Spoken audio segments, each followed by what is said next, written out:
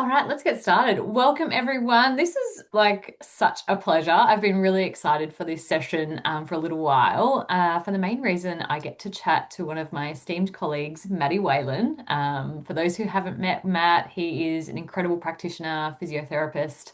We work alongside each other in the Matildas space, but he also works out of his private practice at Figtree Physio in Wollongong. And the reason I wanted to hold this session isn't to kind of have a big chat around the science of REDS too much. We definitely will do an introduction and work through so everyone's on the same page of understanding. But I wanted to bring this into the actual practice, the mess, the collaboration, the real life stuff of what that looks like and feels like, and how we can all kind of just, I guess, be better at showing up for our athletes, for our clients, in that understanding, but also that noticing and refer on piece. So, for those who I haven't met, there is a lot of names on here that I have not seen before. So, my name is Alicia Edge. I'm an advanced sports dietitian. I am co-founder of Compeat Performance. And also, as a part of that, our company contracts to Football Australia, so I get to work alongside the Matildas with Maddie and also the female pathway as well. So, an absolute pleasure to have you all on board. And if you're catching up on the recording, welcome to you as well. Maddie, I've done all the talking so far. That's a very good introduction. Thanks very much, Alicia. So my name's Matt. To give a bit of a background, I've a sports science degree and also a physiotherapy degree, and I completed my PhD in 2021 based around injury prevention within the football space. So I worked across the national teams in the men's and the women's space across all age groups, which has been like an absolute privilege from that perspective over the last 10 years, and currently lead of performance health and physiotherapy for the women's team. So with the Matildas specifically in camp space, but also then across the 17s, 20s, and 23s pathways, not necessarily in camp, but sort of helping around our performance health strategies, which obviously includes a lot around the great work that Alicia does in the dietetics space, but also along the pathways as well. So I've known Alicia now for probably almost 15, 16 years now from Live, isn't it? when I've reached out from a when her time at the AIS. We had treated a lot of triathletes in the clinic that we work in, and a lot of components around nutrition and dietetics, and especially around injury prevention, injury incidents, but also then the rehabilitation aspect. So have had a very active interest. But also having worked across sport and over a number of years, I've seen lots of trends and fads and opinions around body weight, body mass, related to sporting performance, but related to culture, which then has a crossover into both of our fields. So we've had a lot of discussions over the times, and I have a huge amount of respect for dietetics and dietitians in general, which I think Alicia can attest to, but also just Alicia and herself. So this should, and we tend to talk a lot and quickly. So if I talk too quickly, then please just tell me to slow down and or I re-ask a question. Yeah, we always know if like Maddie's like, can I have a quick question? I have a quick question. You want to jump on a call? It's like, well, I'm going to have to just allow for 30 to 60 minutes here because we can chat. And I really love that. And I think I've like over my time in sport, I've come to realize that us as practitioners can only go as far as those around us and who elevates us. And Maddie Whalan has been one of those people who has really elevated the nutrition narrative, but also the permission narrative that we need around food and culture. And I think that's something that we'll definitely touch on in our discussions today. To get started, I'm just going to share a few slides. I don't want to just talk to slides, and I don't want to just talk to you all just like as a seminar. So if you want to ask questions, jump in. Like I think that's a really nice place to do so. But I do want to make sure we're all on the same page of understanding of the different, I guess, definitions around REDS, where it's all come from, where it's going, because particularly in the research landscape and the big voices in REDS, there has been some discrepancy and some big papers around does it exist, does it not exist, how does it show up? So I think clarifying all those things is a really important place to start to then launch our discussion in that collaborative space afterwards. So I've already done the intro, so we're just going to jump in. I guess the big piece I want to start with, because it's going to be central to how we actually discuss all these areas, is appreciating that the nutrition side and what we talk about with food is a science. Like it's an incredible part of what I get to do, what I get to learn, and the research that I get to really, get obsessed with. And I love the science of food. But all these things that you see, the numbers, the grams, the timing, the prescription, is really only valuable if we appreciate that eating is a behavior. And I think this is a really big piece of appreciating that when we're working with clients, no matter what background you are in the practitioner sense, is knowing that just because we all eat doesn't mean we can all give nutrition information. And the really big thing about understanding what we might see on the surface, there's always a big underlying why. And my role in the nutrition space isn't to tell someone what to eat or prescribe a certain number or food or meal plan. It's actually to take the time to understand the why behind, these symptoms or these behaviors are occurring. And there can be anything from someone's relationship with food and body, the actual environment they're in, the culture that they're coming across with food or language and all these types of things around body and food, the skills they have, their emotional and mental health, but also their food security and financial well-being, just to name a few. So I'm always kind of digging into these things to appreciate how I can meet someone where they're at. And really work on a progressive step forward in alleviating any concerns they may have around food, body, but also things like performance and health.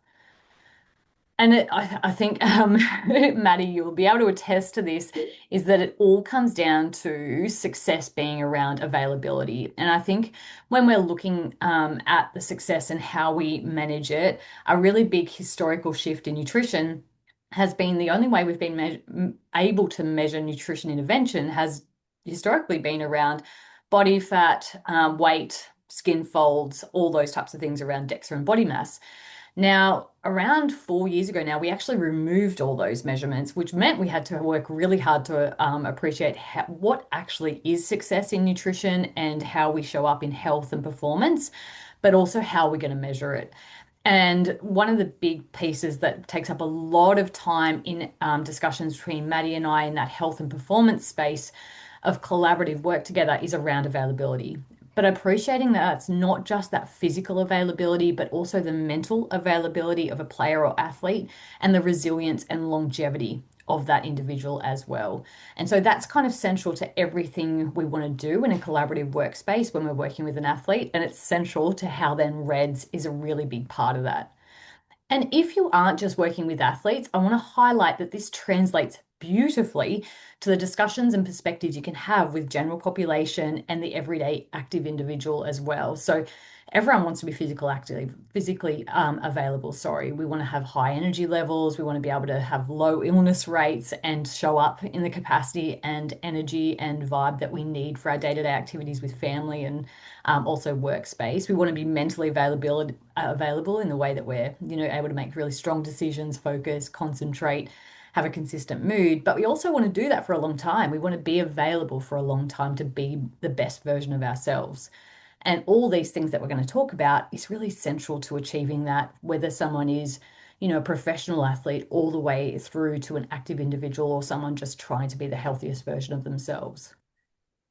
Now, to clarify just a few things where I think some confusion just occurs, I guess, in this space, is the difference between low energy availability and REDS, or LEA, which it gets shortened to, and REDS, which is relative energy deficiency in sport. So, LEA is when energy intake is not adequate in meeting the energy demands of training, competition, but also the body's needs for their processes and systems. Now, that is a state.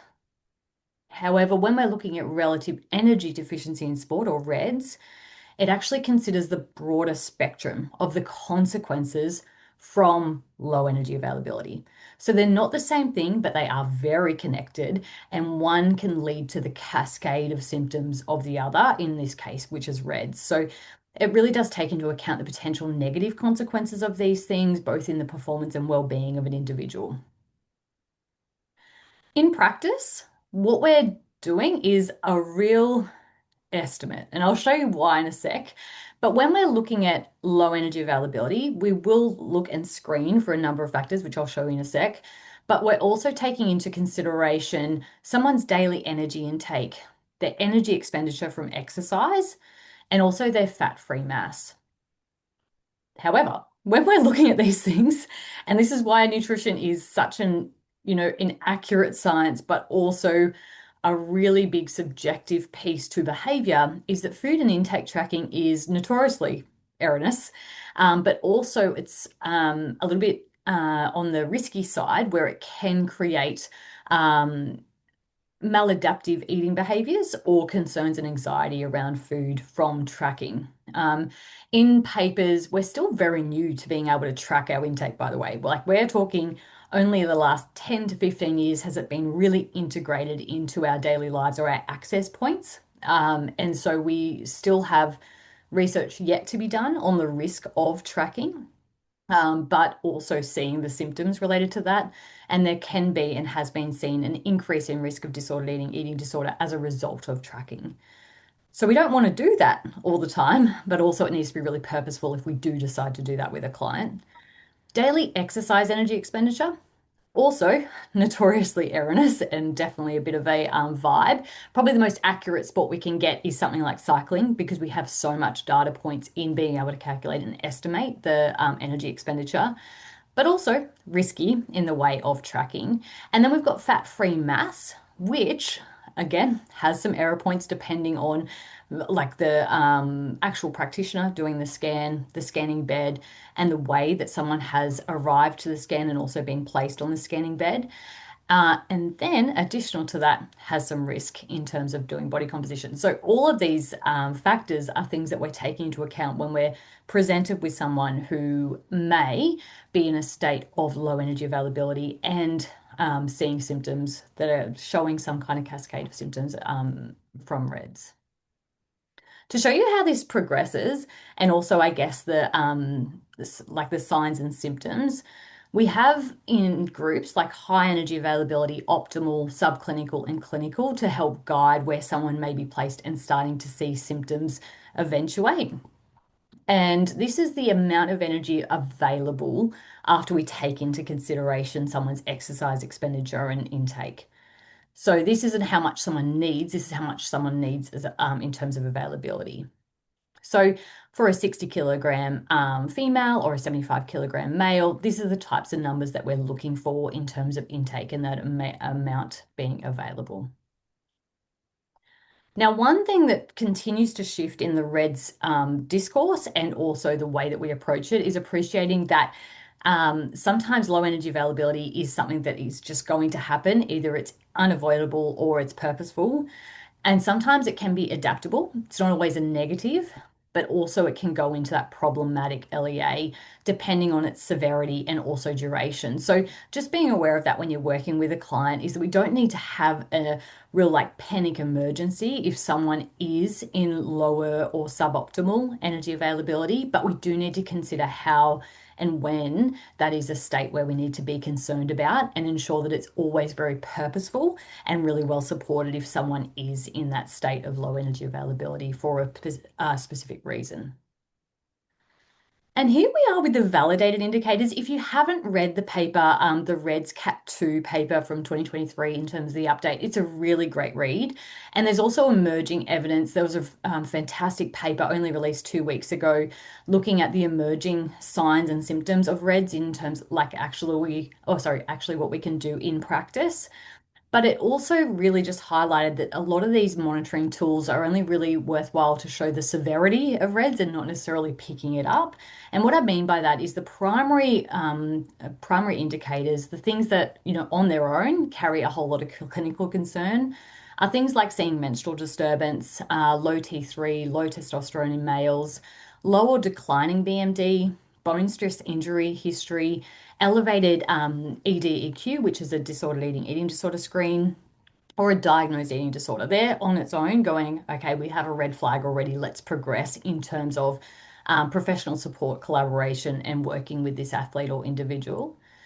Secondary indicators, as I said, it's a cascade, and it's not just one symptom indicates the possibility of REDS. It's a trend and a systematic piece where we need to be able to catch all these different symptoms together and work together collaboratively, sorry.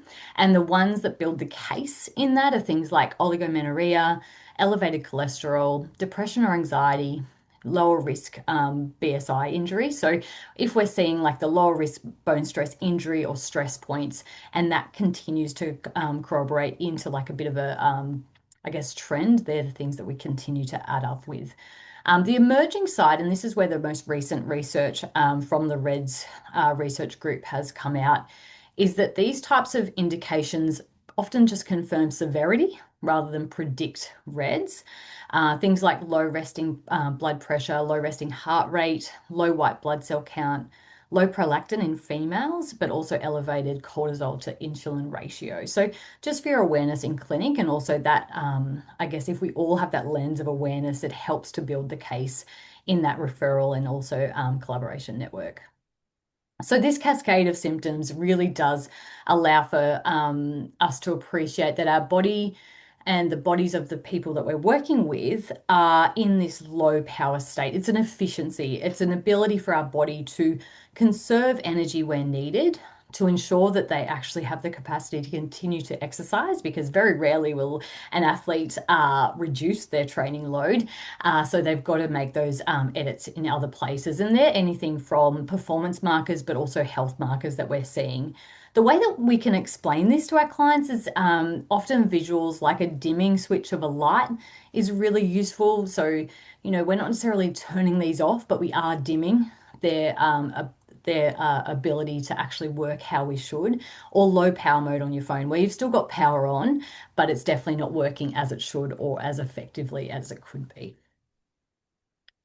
And the things that you notice, so we'll probably talk a little bit more in depth about this with Maddie for sure, but things like decline in performance, where you might see anything from the training or the gym performance plateauing or declining, a change in mood or irritability, showing beyond expected amounts of fatigue. Also, things like getting sick or injured more often, a much higher risk of bony stress injury alongside that, or a disruption in sex hormones such as a paused menstrual cycle, lower libido, or for the males, the most emerging research in screening is around the frequency of morning erection. Now, before we get started on our convo and chats, I guess a really big piece of this is, well, this is all about energy balance. We obviously aren't eating enough, and so REDS is a symptom of not eating enough. But I want to be clear that the treatment is not as simple as just asking someone to eat more or telling someone to eat more, because the cause is not that simple. So, in the big scheme of things, we generally look at around three different factors, but there's a lot of other things that actually can create these symptoms. So, there could be a presence of disordered eating or eating disorder impacting someone's ability to eat enough or consume enough for their energy needs. It could be completely accidental, and we can definitely chat about how that shows up and what that looks like and why someone can accidentally undereat or underfuel. Or it can be intentional, where someone is purposefully losing weight, reducing their body fat for a performance outcome. And as you can see, sometimes all these three intertwine, or two out of the three intertwine, and it's not just simply one thing that's creating this low energy availability. The other thing that can create these symptoms or concerns are things like sleep, illness or infection, chronic health deficiencies like something like iron, mental health concerns, lack of home environment stress, but also things like training and exercise load, or overtraining or under recovery. So all these types of things can kind of compound, and it's up to us as practitioners to work through what that actually looks like, feels like, and if REDS is actually the thing at play, and if so, what the path forward to recovery looks like and feels like. I'll show you that slide at the end, but that is a little intro. But I'll jump in just with a few things. Number one, I'm not definitely not in this discussion as an expert on REDS or LEA. I think probably some of this discussions has come from me continuing to stuff up and interchangeably use LEA and REDS over the years with Alicia. So I think there's probably from my perspective, one of my biggest passions is around injury prevention and sort of and then going down. If we look at preventative layers and lenses, you have primary prevention, so keeping healthy people healthy.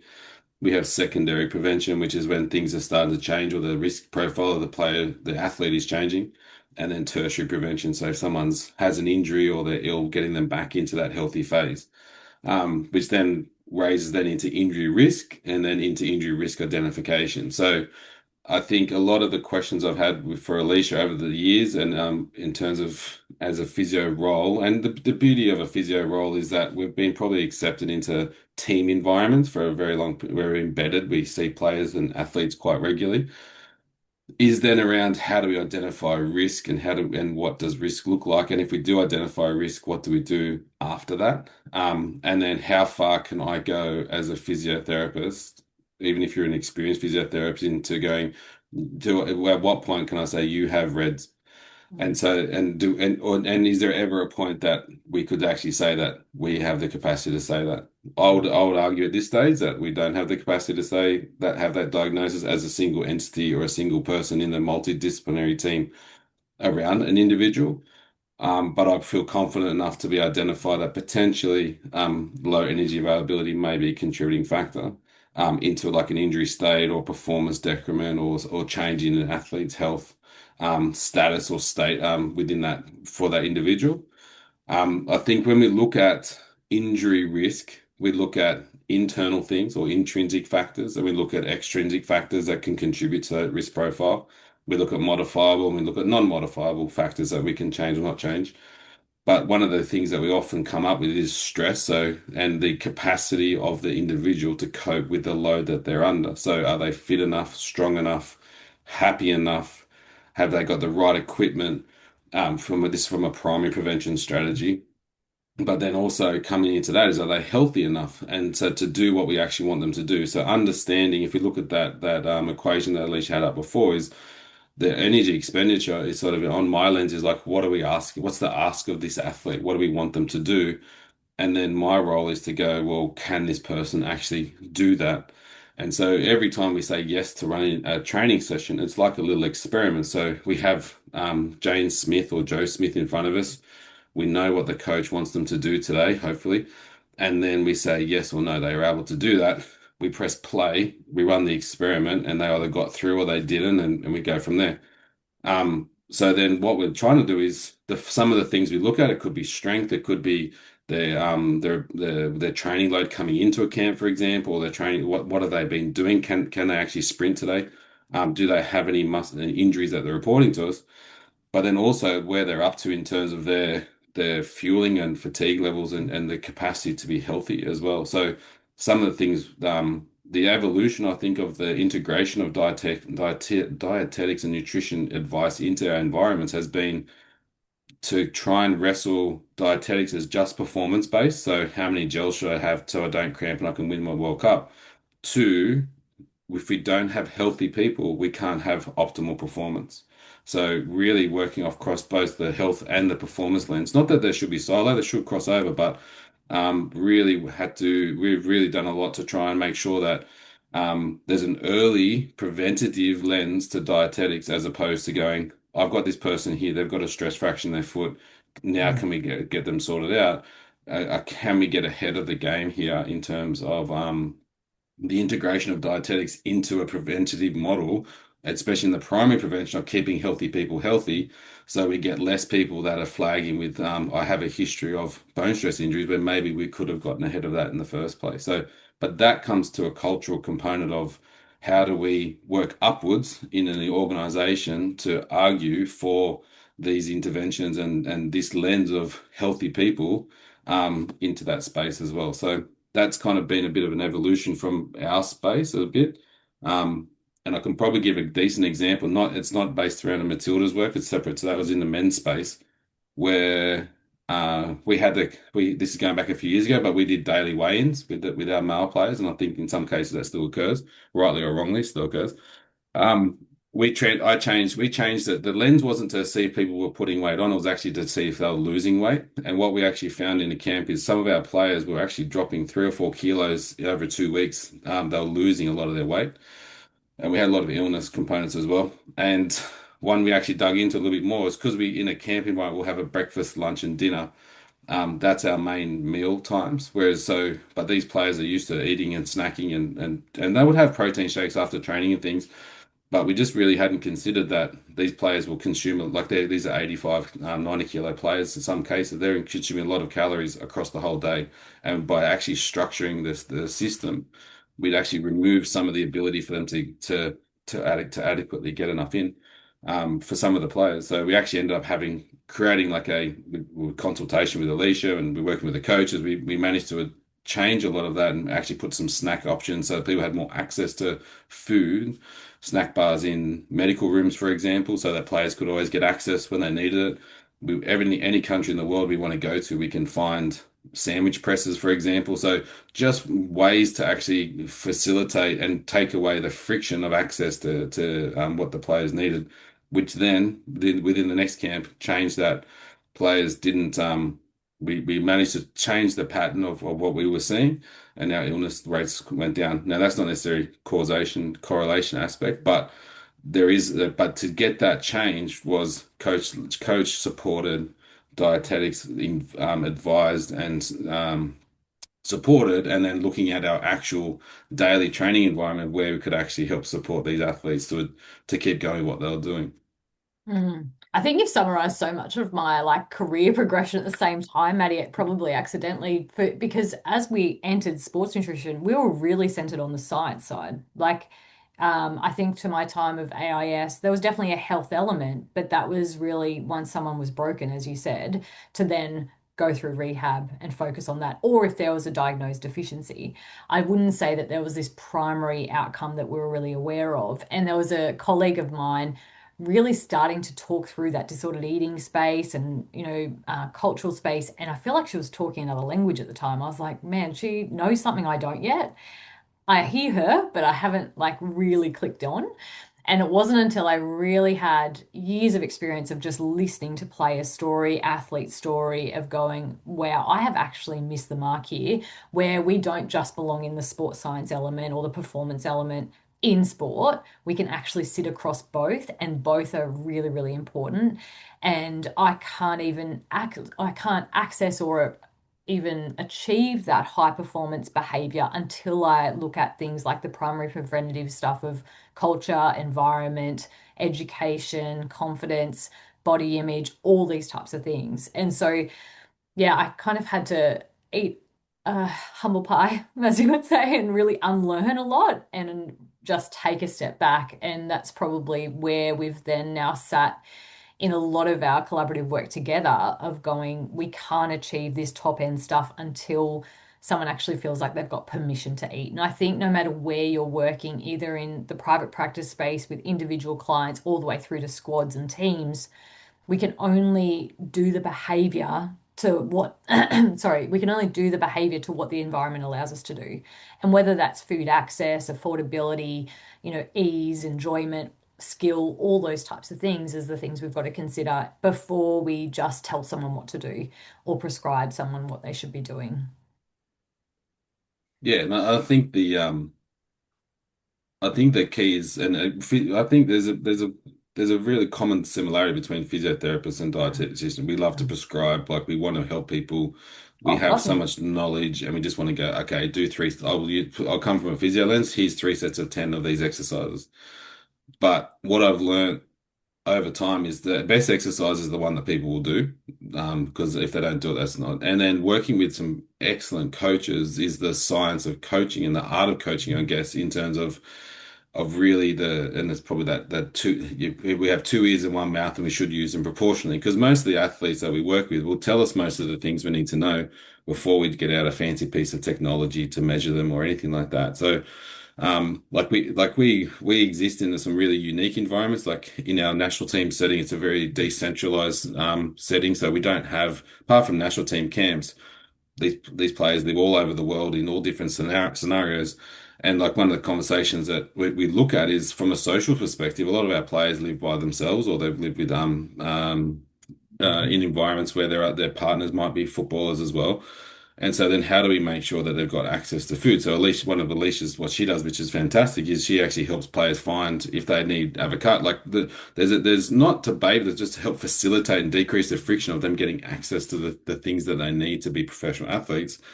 And again, the conversation we have a lot is around this clean eating component of, well, okay, you got to eat a lot of lettuce to get enough calories in if you're burning a lot of energy. So how do we actually come at this component of going, I'm eating well versus I'm eating enough? Yeah. And then as physios, how do we not double down on the poor messaging around going clean, good eating, good fuel, bad fuel, when it's like going, at the sometimes we just need to make sure there's enough in there. So Yeah, I I think that's probably the most shocking piece of where I've ended up career-wise is like I never realized I'd spend most of my time just giving people permission to eat enough. Like that's really it's why I titled how I did because I was like, geez, it's really such a foundational piece of everything else working.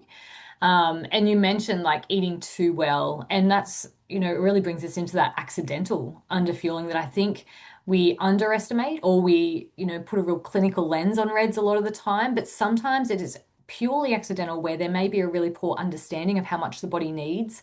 There's so much confusion and conflicting info that's available now. Turns out access to information was never our client's problem. It was they've got plenty of information. The issue is actually the doing and the understanding and the critical analysis of that.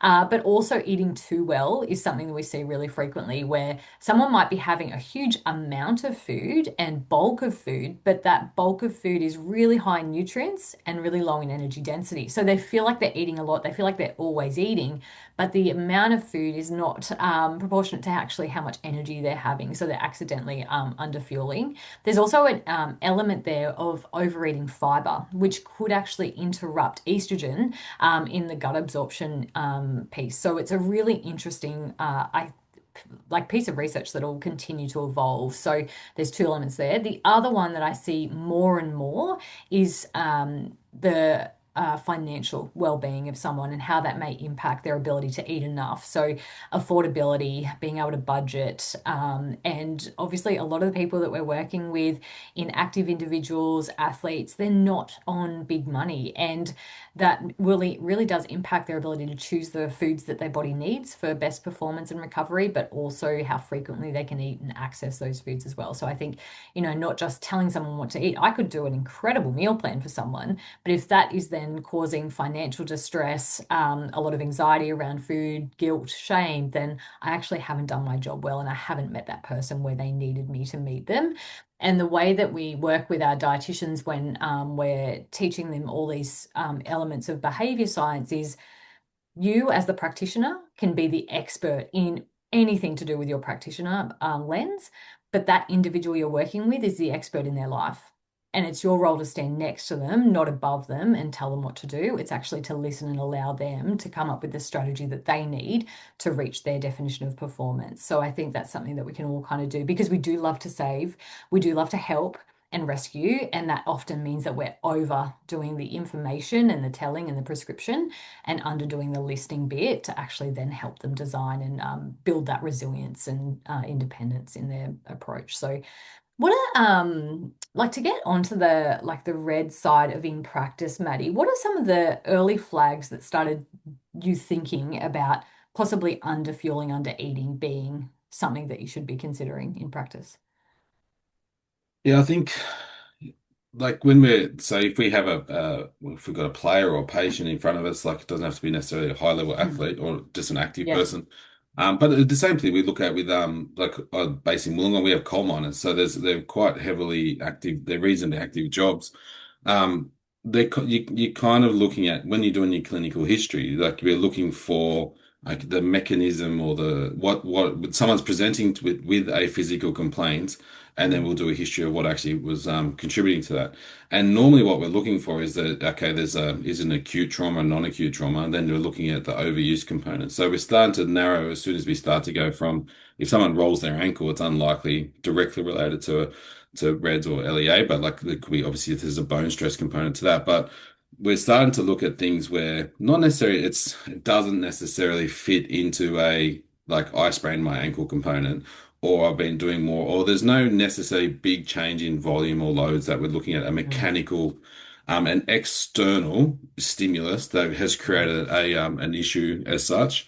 What we're starting to dig into more is, okay, what intrinsically may be contributing to the inability of your body to not be able to cope with the whatever load you've given to it, whether it's a coal miner or an elite level athlete. And so then often we start around the fatigue aspect, in terms of just general well-being and health. So we always will ask around health and well-being. And this is where, and we've had this discussion a bit around, especially in the female sport, around the menstrual cycle has become a very strong, a big topic these days. Um, and for some good, some bad. But essentially, if we're looking at fatigue and and it is an appropriate component, then there may be, if someone says, I've been quite tired or I haven't been feeling 100% well, and it is appropriate, then we may ask the question of, and if there are a suitable age to ask the question is around menstrual cycle regularity, or has been any changes from normal, would Mm. be the way that we would word that. And then if someone has missed a period, or they've become less regular, or they've missed two periods, then it may be starting to sort of flag into some of these early signs that you presented before. So, and then we'll talk about some any barriers to absorb to intake essentially. So have you been Mm. eating like you normally would? Any loss of appetite? And if ideally then we marry, if they've said no, my appetite's been fine, but we also know they've done a lot more activity. So when we start to look at Mhm. their activity level, so we're starting to look at the balance component as well. So we're sort of looking at other intrinsic factors. What intrinsic factors may have contributed to this issue around their capacity to absorb the load that they were going to do? So we obviously look at training load, but then if that training load was reasonably normal for them, or the jump wasn't too much, or whatever the change Mm. was, or there was a circumstance, like as we've spoken about recently, like a lot of our players will play a game, then jump on a plane and then fly into us. So there's a 24-hour travel period where they actually have restricted access to food to a certain degree. So there Mm. can just be an issue around access that is Yeah. purely logistical. Mhm. Yeah, and I think we see that a lot in our, like, if you're thinking about development athletes, where they might have a training session in the morning, go to school, be very set and rigid with when they can eat or access food, and it's very dependent on what they've packed or what they can afford at the canteen. Then they might go straight in the car to the next training session, or even train at school plus another session. I think environmentally and just through their scheduling, it's very likely that they're under fueling and really coming below where they should be when you also add to that the growth demands of that individual as well. So I think when we look at this as a bigger picture, it's not always, this person must have an eating disorder or there must be disordered eating involved. Absolutely, that's a really big piece. And it's why we screen both at the same time when we're looking at low energy availability risk alongside all the other factors that can create that. It's why our screening tool has been done the way it has, so that we can look at that whole person and not just look at one individual factor and go, okay, well, it's likely reds. It's actually, no, all these things are happening at once.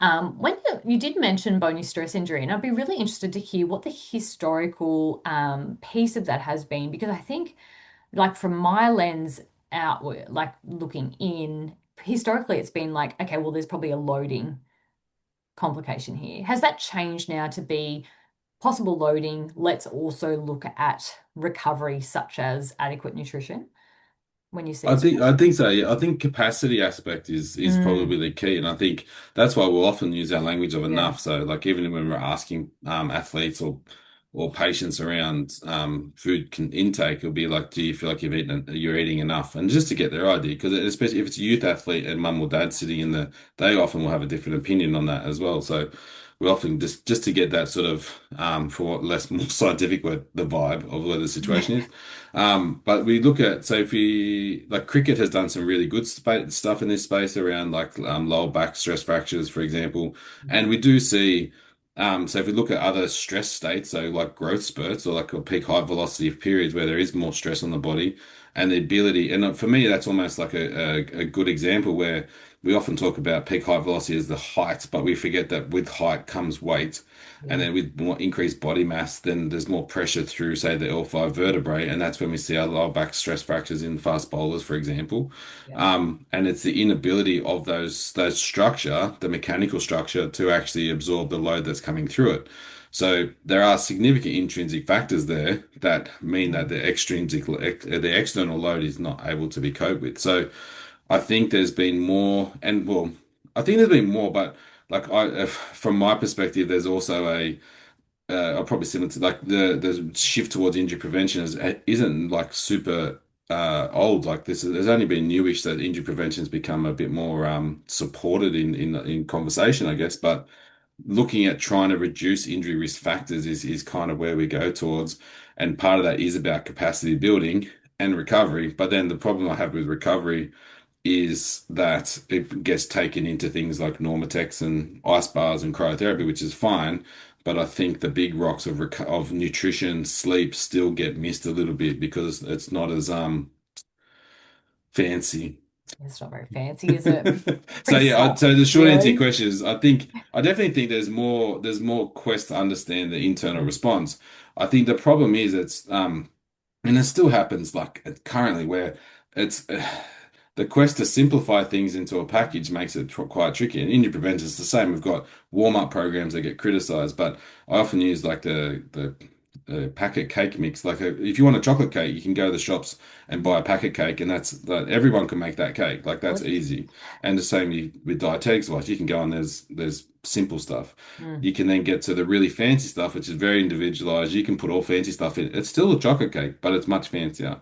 And mm, I think that's where it's getting that sort of middle ground of like how mm. do we get good information that's accessible to more like the Jamie Oliver, like Nigella Lawson, enthusiastic home chef Yeah. that is like, okay, I've got interest here. How do I get the information that I can individualize to my family or like a smaller Mm, cohort? Not population based, not everyone wants to pack a cake mix, but what I want. So I think yeah. there's a lot of opportunity coming in the space like of Mm, and this where AI and things and these and chat groups and things are going to make a big difference, but the ability to individualize it, and again, this is where we start to look at the marrying of wearable technology, so things like Oura rings and Whoop bands, and even I would say menstrual cycle tracking, I think comes into this where we've got to be very careful that we don't start to link things to mm, without looking at the big picture. And this is where I think the REDS concept is so important, mm, is the the syndrome aspect or the multifaceted thing needs to be really considered because the impact of one of those factors on the individual will be different from individual to individual. So we're a long mm, way from being able to go, my aura ring predicts I have REDS or low energy availability because there's so much stuff. And so you'll never be without a job as a dietitian or as a physio. But I think we need to, part of our job is almost to yeah. fact check a lot of the components and have a really good understanding and be Mm, really curious about why people are doing what they're doing. That be curious, not judgmental thing is really yeah. important in these spaces. 100%. And that asking why. And I Yeah. think that's the big piece, also as a practitioner, is by asking these, awareness questions, seeking curiosity, you don't have to have the answers. What you're doing is painting a picture to know the best place to refer or the best place to gain additional information if that's what you need. And I think it also, like in your reflections, Maddie, it really highlighted that potential for Swiss cheese effect in this case because REDS is such a cascade of symptoms that one practitioner might see one thing, another practitioner might see another thing, and then you might have another practitioner or the actual athlete feeling another thing. And if we're not all collaborating and working together, it's very easy to actually miss a really big flag of groups of symptoms because we don't have that communication or collaboration in our approach. And I think that's probably the big thing with REDS is it's not just one thing. We do, like you saw those primary indicators, there's things that absolutely give a little bit more of a red flag, but then those amber flags and also, the green to amber change that we might see when we're screening and like just monitoring an individual are just as important when grouped together. And that's probably something that I think we're all getting better at of knowing when to refer. But the big piece is as a practitioner, yes, we all eat. And yes, you may actually witness someone highly likely not eating enough. But that's when that referral is so important because you don't know the cause of that underfueling. And simply telling someone what to eat or giving them information or a meal plan is not necessarily always doing positive and it can actually do harm and risk also you as a professional as well. So I think it's a really hard piece, but I think it's a really good one to always collaborate on and have a really big picture on. Um, I was going to like before we kind of move to the next section, I think one thing that is probably really useful is even just as a practitioner having some really good reflection questions. And you've had the best, Maddie, like you've gone through so many good ones. And I think ones like have I noticed is a really good way to do that. And you also came up with, like the discussion of menstrual cycle. And one of the things I think in Reds is it's still quite female centric. And male research is improving, but it's not as simple as asking the menstrual cycle question. So, sensitive questions like menstrual cycle or changes in frequency of morning erection are, they're sensitive topics that you don't always feel ready to ask.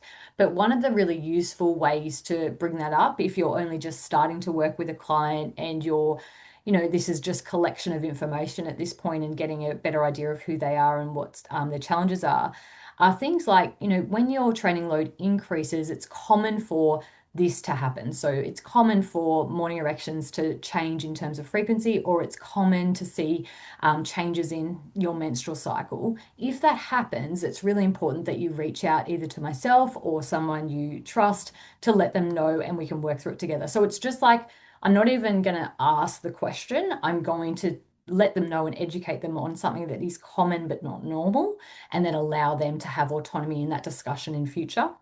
And that can be at a squad level as well. I think that's a really useful way to bring up that conversation is just awareness.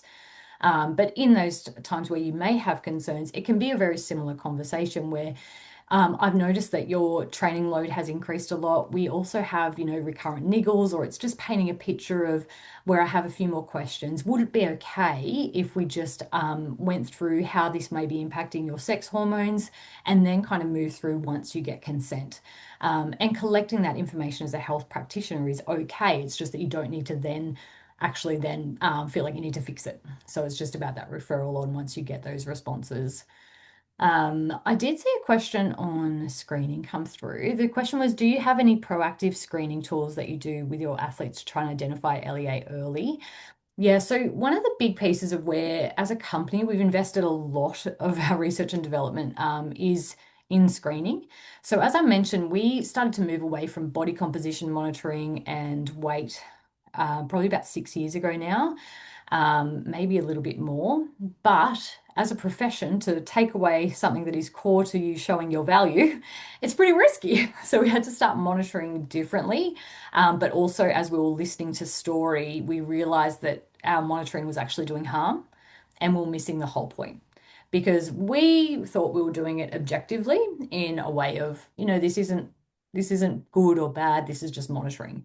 Whereas the athlete or the individual was not perceiving those numbers the same. It was very subjective. It was impacting their ability to fuel well, make really balanced food decisions as well, and was leading to a lot of guilt, shame around food decisions and also how they felt around their body. So the screening actually came through after a number of conversations and, as I said, unlearning. And the screening looks at the integration of validated tools like your Leaf Q, which I think in future will change. I think the Leaf Q has had a good run. I think it's now outdated.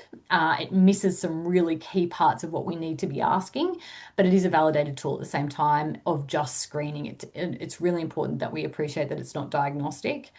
And when we're looking at low energy availability, it needs to be a multitude of different things where we might see flags in, injury, time lost to injury, gut health complications, mood changes, all these types of things might be adding up. We then do need to do the nutrition side of that, of looking and seeing where someone is actually sitting in energy availability, but also the sports medical professional needs to be doing the screening based around REDS CAT as well. So, me as a dietitian, I can say that I have concerns around low energy availability. They're presenting with this many calories per kilogram of fat-free mass, and these are the reasons why that might be occurring, but I can't diagnose. And as I said, as a syndrome and a cascade, it's very hard to diagnose as well. So lots of work also happening at Monash University in this space of looking at the different screening tools. So that will be really cool to see come out and progress. The screening, as I mentioned, also looks at disordered eating, relationship with food, capacity, skill, mood, lots of different things because subjectively and objectively putting that information together allows us to see a clearer picture of that individual and also change over time. So that's something we do with all our athletes and individual clients that we work with. But yeah, it's something that we've worked really hard on over the years and more than happy to chat more about it. But yeah, the data piece that it gives us over time, but also acutely with that individual has been really valuable. Um, I've just realised that, yeah, we can absolutely open to questions because we've chatted for quite a long time. Did you have anything that we've missed there, Maddie, that you'd like to go through? I think the only thing, and like you touched on it as well, I Yeah. think when you're doing when we're so from a physio lens, there's Mm, always if we're asking something, number one, you've got to need to know the information. I think that's the key. So from a research perspective, if we get ethics to do a research project, we actually have to put into the university, this is what I'm going to ask, and then what we're going to do with that information when it comes back in.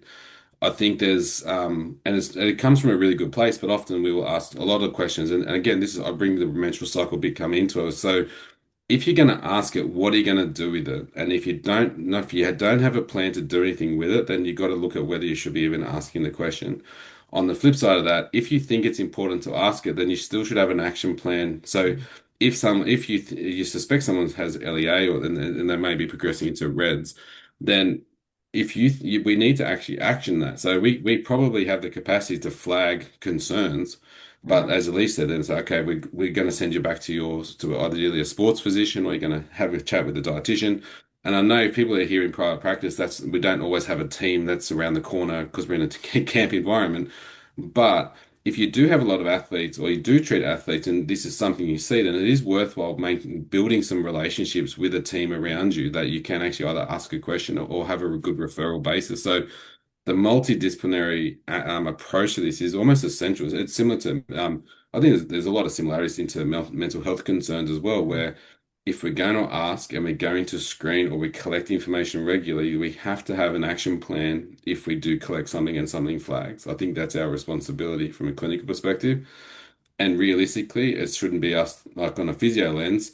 We need to it's not a stay in our lane conversation. It is definitely a respect what others can bring to the party here for the benefit of the person that's in front of you there. So I think it's our job to be able to identify, have basic knowledge, but also to refer and have a really strong referral network that for the benefit of the person that's sitting in front of you. Yeah, and I think in the physio lens as well, I think it's the ability to then elevate your outcomes as a practitioner. And that, you're going to have better return to play outcomes. I think one of the flags actually that I wrote down of like reflection is like, is this return to play timeline how I would expect? Is it taking them longer to recover than I would expect? Is the injury history, like you mentioned, very different to what I would anticipate for what their load has been? And I think that gets back to as a physio practitioner, but also on the ground practitioners in the health and performance space, often you're the first to notice well before a dietitian is, because a lot of the time dietitians aren't on the ground. They're not having those conversations at the coalface, if you like. And so you might notice that, the mood is different in an individual well before anyone else does. They're more irritable, they're withdrawn, all those types of things on its own absolutely could be a mental health concern. And then as we look at all those different symptoms, it could actually be put together as this is actually an underfueling concern now that I've talked to a number of different individuals. So, yeah, I think that's a really big piece of just appreciating that sometimes you're the first to notice, whether you're a coach, high performance manager, health practitioner, noticing those things and having those conversations and having that change over time relationship and those conversations that you have is so valuable in this space. Yeah, I think just to build on that, I think then it comes down to you being approachable. Like, so Mm, in a lot of environments, you may have a performance coach, like a sports scientist or an mm, S&C, and you might have a physio there. And so we often again get sports science, sports medicine. So it's the sports science, the mm, triple SM department. We've moved to performance support as a language component as well because if I just represent medical, then often we don't know what the experience a person's had with medical in the past. Often their experience is that we're the party poopers and we're the ones that just rule people out. So the chance of them telling me something is wrong can be quite low. But again, like when we talk, and so even from Alicia's perspective around the screening, when we look at injury risk profiling, like there's subjective screening, there's episodic, so things like a valve force deck or a groin a force frame, or you have continuous data like a Whoop or Aura. We get most success at this stage out of subjective. So if we can build trust that people will tell us what's going on, and then we act on that in the person's best interest, which may not always be to rule them out, may it be help them stay in a session, then that's when we start to get a lot of wins as well. So creating that environment where there's trust, number one, is the main thing, and then action from that for them is are two probably key things if you can in a from a health lens, and even just change the language from medical to health promotion can be quite useful as well. Oh, I love that so much. Does anyone have any other questions before we finish up? I'm just aware of everyone's time and so grateful for everyone who's jumped on and given us their time on a Thursday. I'm just gonna share screen just if you're interested in any of the things that we've actually talked about today, like obviously reach out at any point in time for a chat. I've also got just a QR code to put your details if you wanted to chat through anything, whether it's like working with individual athletes. So Figtree Physio, where Maddie works, is somewhere that we partnered with. So it's about that collaboration of going, if I have a concern, I know exactly where to refer this athlete or individual for a further conversation. We do free calls just to chat with individuals to make sure we match them with dietitians. We have dietitians placed around Australia so that we can work individually and also match individuals with who they're going to build rapport with the best based around what we feel. But also alongside that, if you want to talk about any of the screening that we do, more than happy to those conversations and the education that we actually then design based around screening outcomes. Like Maddie said, I think, if we can get people learning in context with curiosity, there's a really big space there with nutrition, which is what we've built. And hopefully you can all be a part of it. So thank you so much for being here and being involved. And before I finish, a massive thank you to Matty Whalan for giving us his time as well. Very busy man, doing a lot of really great stuff in terms of athlete availability, health, and also just all of the injury prevention stuff you've built, Matty. So thank you so, so much. No problem. Thanks for the invitation. Pleasure. Thanks, everyone.